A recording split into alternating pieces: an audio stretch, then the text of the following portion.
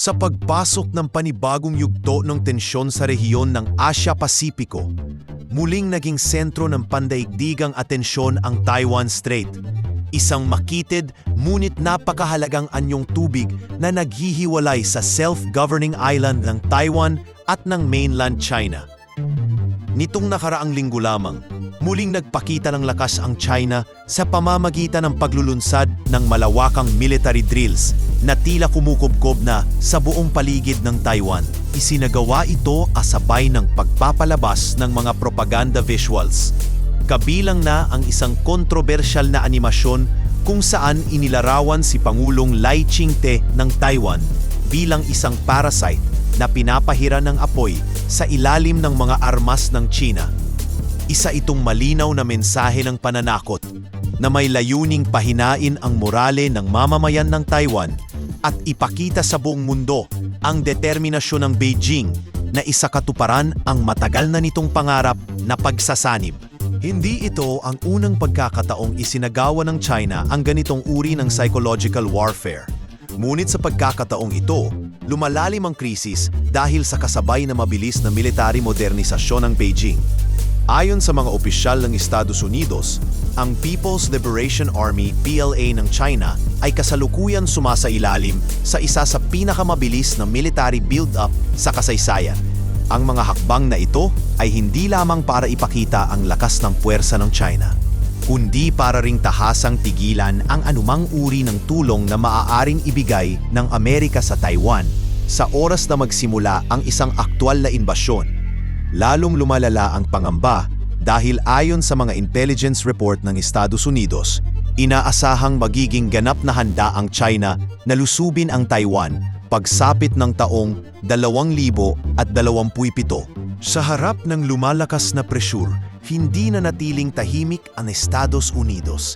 Sa halip, nilinaw nito sa Taiwan na hindi sapat ang pagkakaroon lamang ng mga high-tech at malalaking armas gaya ng mga fighter jets at warships na madaling targetin at sirain sa unang bugso ng gyera.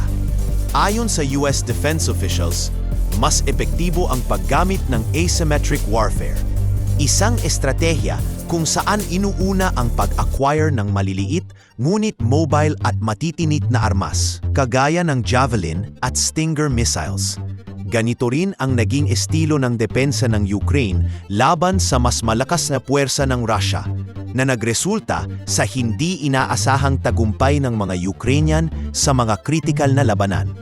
Kaya naman isinusulong ng Amerika sa Taiwan ang pagbabagong ito sa kanilang military strategy upang maiposisyon ang isla bilang isang porcupine, isang bansa na mahirap at masakit lunukin anuman ang lakas ng kalaban. Sa gitna ng mga reformang ito, nananatiling sentral ang papel ng Taiwan Strait sa depensa ng bansa. Kung sakaling magpasya ang China na magsagawa ng full-scale invasion, kinakailangan nitong tumawid sa Taiwan Strait gamit ang malaking amphibious assault. Kaya naman isa sa mga pagunahing layunin ngayon ng militar ng Taiwan ay gawing literal na libingan ng mga barko ng China ang rehiyong ito. Sa tulong ng Amerika, nagsimula ng mag-deploy ang Taiwan ng mga mobile missile launchers na mabilis magpalit ng posisyon at mahirap makita ng kalaban. Bukod dito, nagsimula na rin silang gumamit ng mga mabilis na sasakyang pandagat na kayang maglatag ng sea mines sa mga posibleng daanan ng Chinese Navy. Sa ganitong paraan, pinipilit ng Taiwan na lumikha ng isang defensive net na hindi madaling lusutan kahit ng isang modernisadong ukbong pandagat. Ngunit sa kabila ng mga estratehikong hakbang, hindi maikakaila na maraming Taiwanese officials ang aminado sa katotohanang may malalaking kakulangan pa rin ang kanilang kasalukuyang military force. Marami pa sa mga kagamitan nila ay luma, ang ilan ay may edad na 70 taon na, at may mga training exercises na kinokompromiso dahil sa kakulangan sa resources. Isang drone halimbawa na dapat sana'y bahagi ng simulation ay hindi nagamit dahil lamang sa malakas na hangin. Bukod dito, problema rin ang kakulangan sa tauhan. Mabababa ang retention rate ng mga opisyal at enlisted personnel at marami ang umaalis bago pa man magkaroon ng sapat na karanasan. Para sa isang bansa na posibleng sumabak sa isa sa pinakamatinding giyera sa rehiyon, ito ay isang nakababahalang realidad. Ang mga pag-amin na ito ay hindi lamang simpleng deklarasyon, kundi bahagi ng mas malawak na panawagan para sa tulong at reforma. Para sa maraming Taiwanese, ang tunay na laban ay hindi lamang nasa kalsada ng digmaan, kundi sa paghahanda mismo, sa disiplina, sa diskarte at sa determinasyon ng bawat mamamayan na ipagtanggol ang kanilang kalayaan. Sa isang bansang araw-araw na kinakaharap ang banta ng pagkaubos ng soberanya. Ang bawat araw ng pagkukulang ay hakbang palapit sa panganib. At sa mata ng mundo, hindi lamang ito laban ng isang maliit na isla.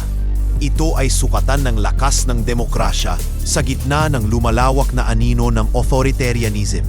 Sa gitna ng patuloy na pagtaas ng tensyon sa pagitan ng Taiwan at China, unti-unti nang isinakatuparan ng Taiwan ang tinatawag na Porcupine Strategy, isang estratehikong hakbang na hinango mula sa karanasan ng Ukraine sa gitna ng pananakop ng Russia.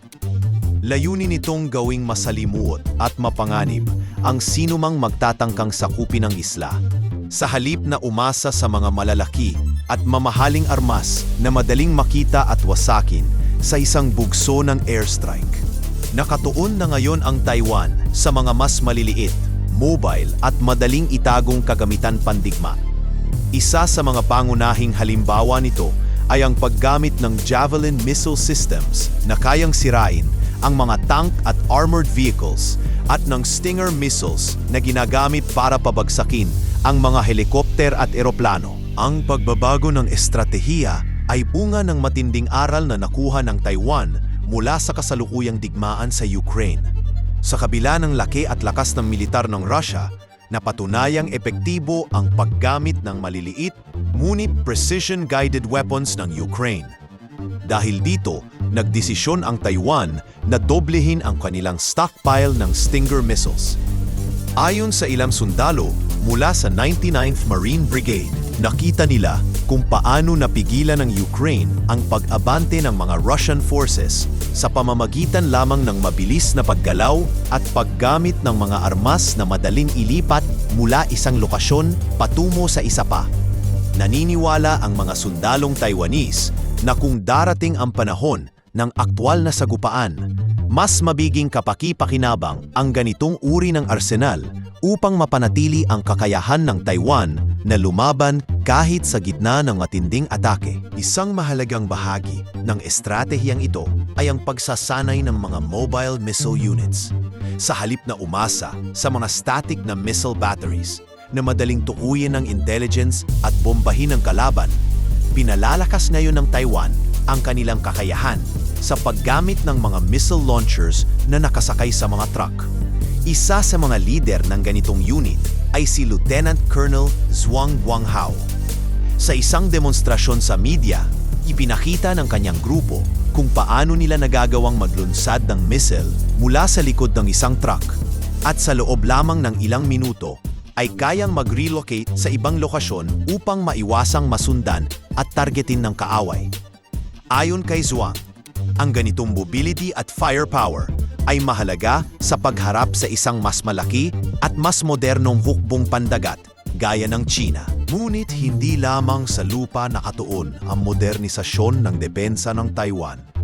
Sa karagatan, nagsimula na rin silang bumuo ng mga tinatawag na mine layers, mga bangkang may kakayahang maglatag ng mga sea mines upang hadlangan ang pagpasok ng mga barkong pandigma ng China.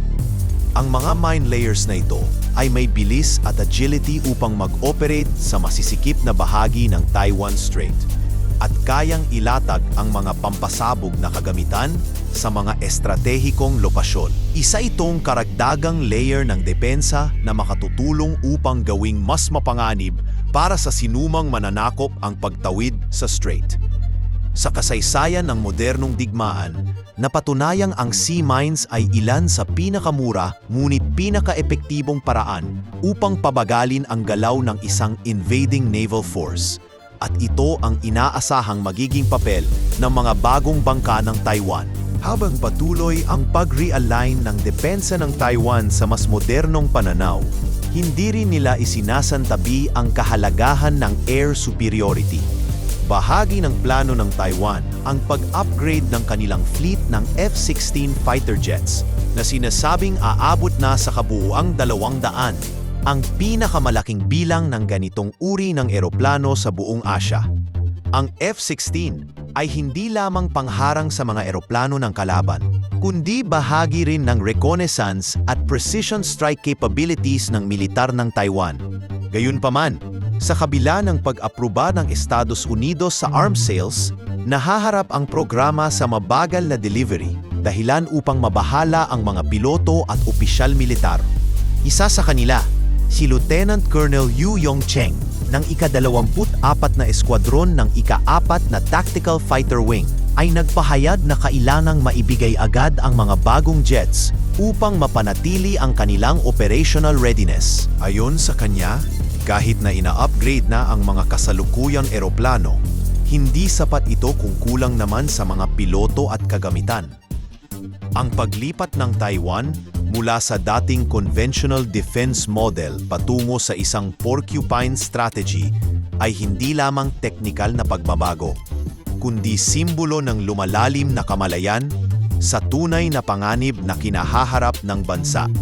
Sa bawat hakbang na kanilang tinatahak, mula sa field training ng mga mobile launchers, sa mga bagong taktikang pandagat, hanggang sa pag-apila para sa mas mabilis na paghahatid ng mga eroplano, isang malinaw na mensahe ang ipinapadala ng Taiwan sa buong mundo. Handa silang lumaban, ngunit ang kanilang tagumpay ay nakasalalay hindi lamang sa dami ng kanilang armas, kundi sa husay ng kanilang estratehiya. Sa isang rehiyong dinodomina ng mga malalaking kapangyarihan, minsan ang pinakamaliliit ang kailangang maging pinakamatalim upang makaligtas. Sa harap ng lumalalim na banta mula sa Beijing, lalong umiigting ang pressure mula sa Estados Unidos upang itaas ng Taiwan ang kanilang kapasidad sa depensa, hindi lamang sa estratehiya kundi lalo na sa pondo. Isa sa pinakamatinding panawagan ay mula kay dating Pangulong Donald Trump na iginiit na dapat nang ilaan ng Taiwan ang hindi bababa sa 10% ng gross domestic product nito para sa defense budget. Malayo ito sa kasalukuyang antas ng 2.5% lamang. Para sa Administrasyong Trump, ang mas mataas na military spending ay hindi lamang simbolo ng seryosong intensyon ng Taiwan na ipagtanggol ang sarili, kundi isang kinakailangang hakbang upang maipakita sa mga kaalyado nitong bansa na hindi sila umaasa lamang sa tulong ng iba, lalo na ng Amerika. Ang ganitong pananaw ay mas lalong tumingkad sa mga naging pahayag ng ilang senador ng Estados Unidos sa kamakailang Senate hearing. Maging si Senador Dan Sullivan, isang Republikano mula Alaska, ay hindi napigilang maglabas ng pagkadismaya. Aniya, they need to realize they're playing a dangerous game.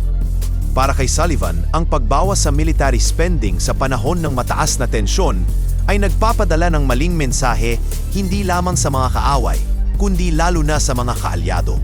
Kasunod naman nito, si Senator Angus King, isang independyente mula Maine, ay nagtanong ng diretsahan, how are we to be expected to think about sending Americans into harm's way on behalf of an entity that doesn't seem all that interested in protecting itself? Para sa kanila, hindi makatarungan na ilagay sa panganib ang mga sundalong Amerikano para sa isang bansa na tila kulang ang determinasyong depensahan ang sarili nitong kalayaan. Ngunit hindi ring nagpaawat ang panig ng Taiwan sa pagbibigay linaw sa mga alegasyon. Si Alexander Che-Cheng Huang, direktor ng International Affairs ng Kuomintang, ang partidong kasalukuyang namumuno sa koalisyon sa loob ng Taiwanese legislature, ay mariing itinanggi na pinabayaan ng pamahalaan ang kanilang defense spending. Ayon sa kanya, ang pagbawas ay hindi nakatuon sa budget ng depensa, kundi bahagi ng mas malawak na reforma na sumasaklaw sa lahat ng gastusin ng gobyerno. Dagdag pa niya, Buong suporta ang ibinibigay ng kanilang partido sa anumang arms deal mula sa Estados Unidos, maging ito man ay foreign military sales o direct commercial sales. We support that 120%, wika pa ni Huang, na tila direktang tugon sa patuloy na pagdududa ng ilan sa Kongreso ng Amerika. Habang mainit ang usaping budget sa mga political arena, tahimik ngunit epektibong gumagalaw naman ang mismong estruktura ng militar sa loob ng Taiwan. Isa sa pinakamalaking hakbang ay ang pagbabagong ipinatupad sa mandatory military service para sa mga kabataang lalaki. Mula sa dating 4 na buwan, ito ay pinalawig na sa 1 buong taon. Hindi lamang ito extension ng panahon, kundi sinamahan din ng mas masinsinang pagsasanay. Mula sa paggamit ng mga makabagong armas, survival tactics, hanggang sa psychological resilience training. Layunin ng reforma na ihanda ang mga sundalo hindi lamang sa larangan ng digmaan, kundi pati na rin sa uri ng modernong pakikidigmang maaaring kaharapin nila. Isang gyera na maaaring magsimula sa drone strikes, cyber attacks o propaganda campaigns. Hindi rin lingid sa mga lider militar ng Taiwan ang kahalagahan ng pag-aaral mula sa mga nangyayari sa ibang bahagi ng mundo, partikular sa digmaan sa Ukraine. Para sa kanila, ang tagumpay ng Ukraine na mapanatili ang paninindigan laban sa mas malaking kalaban ay nagpapakita ng kahalagahan ng modernong teknolohiya at matibay na network ng logistics. Isa sa mga pangunahing aral ay ang paggamit ng murang ngunit epektibong drones na kayang mag-survey ng mga target, magsagawa ng surveillance missions, at sa ilang pagkakataon ay magsilbing armas sa sarili nila. Isa pa sa mga napakahalagang teknolohiya ay ang secured satellite communications, tulad ng paggamit ng Ukraine ng Starlink, na naging dahilan upang hindi tuluyang maputol ang komunikasyon ng mga sundalo kahit pag ginugulo ng Russia ang mga signal. Bukod sa teknolohiya, pinagtutuulan din ng pansin ng Taiwan ang mas mahusay na pamamahagi ng armas at mga supply. Sa ilalim ng tradisyonal na sistema, ang mga depots at armories ay karaniwang centralized, isang kahinaan na madaling targetin ng mga misil ng kalaban.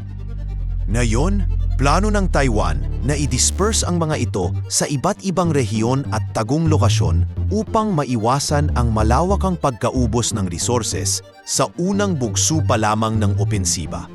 Itinuturing itong isa sa mga critical na hakbang upang matiyak na kahit pa mawala ng kontak ang mga pangunahing command centers, may kakayahan pa rin ang ground forces na lumaban ng tuloy-tuloy. Sa kabuuan, malinaw na nasa gitna ng malaking pagbabago at diskurso ang depensa ng Taiwan. Sa isang banda, may matinding panawagan mula sa mga kaalyado para sa mas mataas na commitment sa usapin ng pondo at military preparedness. Sa kabilang banda naman, may tunay at konkretong hakbang mula sa Taiwan upang paunlarin ang kanilang kakayahang lumaban, hindi lamang sa pamamagitan ng armas, kundi pati na rin sa estratehiya, teknolohiya, at determinasyong panindigan ang kanilang kalayaan. Sa panahong dumarami ang mga banta sa soberanya ng maliliit na bansa, ang pagiging handa ay hindi na opsyon kundi obligasyon. Isang obligasyong may kabuntot na responsibilidad hindi lamang para sa sarili, kundi para rin sa kapayapaan ng rehiyon.